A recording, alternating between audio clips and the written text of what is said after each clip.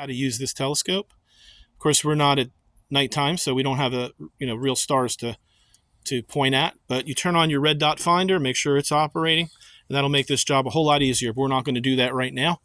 Then you reach down here and you turn it on, and it'll come up, and then you hit enter, and that means your tube is level and it's aimed toward the north.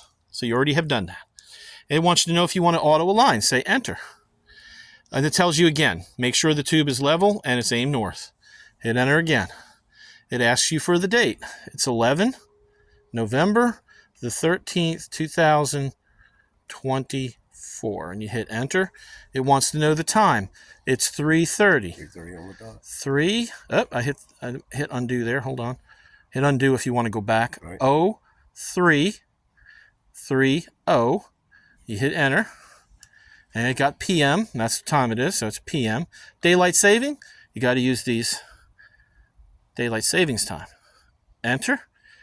Pacific, no. You're going to want to go 1, 2, 3 to Eastern time. Hit enter. Now, you don't want to have to input the longitude, latitude. That's already saved, so I'm going to hit this up button here. User define, hit enter. 0 through 9, it's already on 0, so hit enter. It automatically starts slewing to your first star. You got the information right, it'll find the first star. It is going to Arcturus. That's what it says on it, that's what it's doing. Now you can remove this hand controller and hold it in your hand. You don't have to stand here and do it on the side, but it's helping me do my photographing. Okay, so it's still slewing, so it's still moving, so don't touch it. Wait till it's done. And then you look in the sky with your app. You see where Arcturus is. You line it up in the red dot. Make sure it's aiming right at it. Okay? And then when you do, look through the eyepiece and aim it at it too. Get them both perfectly aligned the first time. Then you hit enter. And then it says center and hit align. And you hit align. Once you're centered perfectly on it, you hit align. It says hit enter to continue. Goes to the next one. The next one it's chosen is Altair. So it's slewing around to that. You nail both of these dead center in your eyepiece, and you're going to have pretty much everything you look at for the rest of the night right in the center. Now, if not, it'll be pretty close. As long as it's in the field of view, it really isn't too bad, no problem. But the more toward the center it is, the better. So it's going all the way around looking for Altair. Altair is part of a 2-star group. Can't miss it when you look up. It usually has a dimmer companion right next to it. It's real easy to find in a light polluted sky.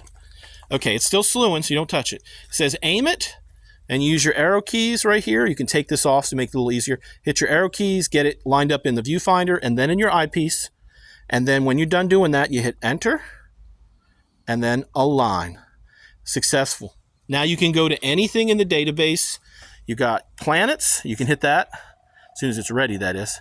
You can hit planets, Jupiter. You just page up and down to get that, okay?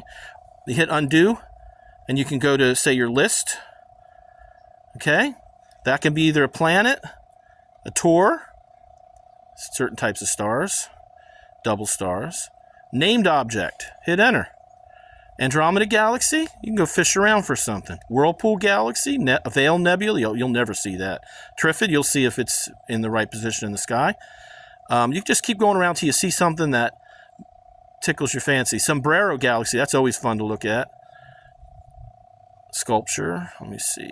Rosetta, that's a lot of fun to look at. Ring Nebula, that's great right there.